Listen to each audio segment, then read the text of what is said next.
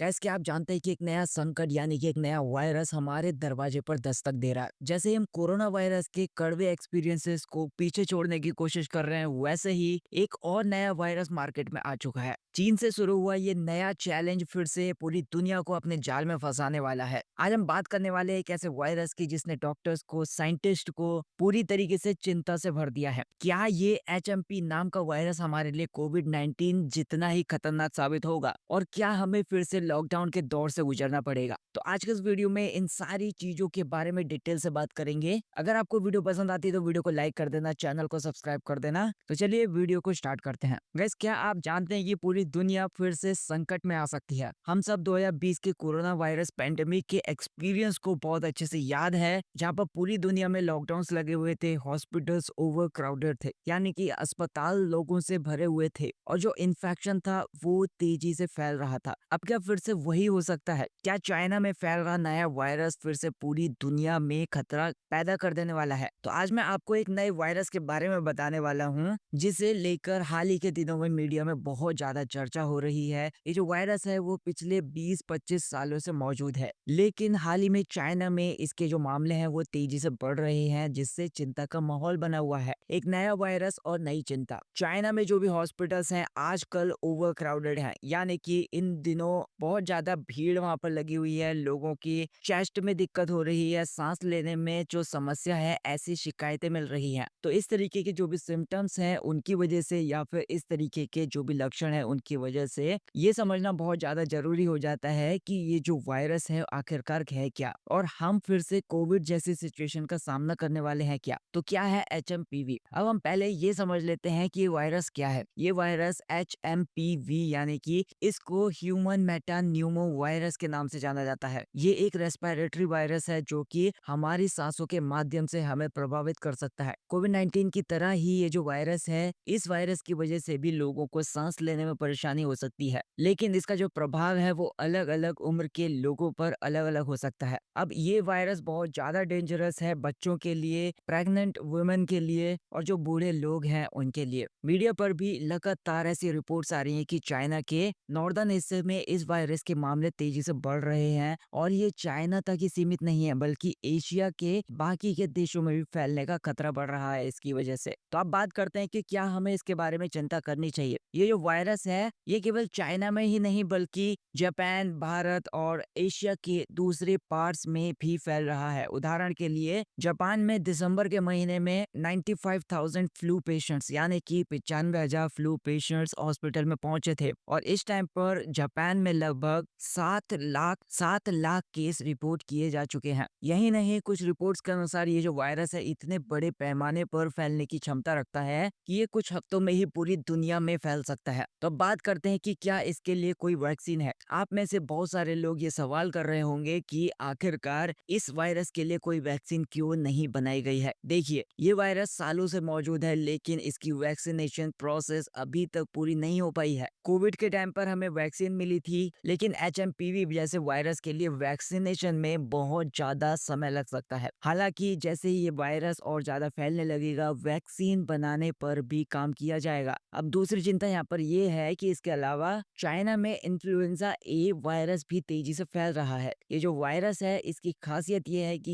ये म्यूटेशन के दौरान अपना रूप बदल सकता है और तेजी से फैल भी सकता है। ये वायरस न केवल इंसानों को प्रभावित कर सकता है बल्कि जानवरों को भी प्रभावित कर सकता है, जैसे कि बर्ड फ्लू हो गया या फिर स्वाइन फ्लू आपने सुना था। तो इन्फ्लुएंजा ए भी वही काम कर रहा है और इसकी वजह से लोगों में खांसी हो रही है, फीवर आ रहा है मतलब बुखार आ रहा है और निमोनिया जैसी समस्याएं पैदा हो रही है। तो क्या इसकी जो सिचुएशन है और भी ज्यादा गंभीर हो सकती है। तो चाइना के अंदर कोरोना की तरह ही इस वायरस का भी जो संक्रमण है वो तेजी से बढ़ सकता है। पिछले कुछ सालों में ये वायरस चुपचाप फैलता रहा, लेकिन अब जैसे ही ये चाइना के नॉर्दर्न हिस्से में ज्यादा फैलने लगा तो चिंताएं और ज्यादा बढ़ गई। तो ये सारी चीजें हम तक पहुंचने से पहले हमारे देशों की सरकारों को बहुत ज्यादा ध्यान रखना चाहिए। भारत जैसे बड़े देश में जहाँ पर बड़ी संख्या में लोग रहते हैं, ये वायरस एक चैलेंज बन सकता है उनके लिए। हमें इसके लिए तैयार रहना होगा और सरकार को भी इसके लिए कड़ी निगरानी करनी पड़ेगी। तो आपको क्या लगता है कि क्या ये वायरस भारत में फैलना पॉसिबल है? क्या हमें लॉकडाउन का सामना फिर से करना पड़ेगा या फिर इससे हम बच सकते हैं? क्या हमारी सरकार इस सिचुएशन से निपटने के के लिए या फिर आने वाले टाइम में जो भी सिचुएशन पैदा होने वाली है, उस सारी सिचुएशन से निपटने के लिए पहले से तैयार है? या फिर क्या हमें फिर से हेल्थ क्राइसिस का सामना करना पड़ेगा? इन सारी चीज़ों को लेकर आपकी क्या राय है, मुझे कमेंट सेक्शन में ज़रूर बताइएगा। अगर आपको वीडियो पसंद आई हो तो वीडियो को लाइक कर देना, चैनल को सब्सक्राइब कर देना। Thank you so much for watching this video.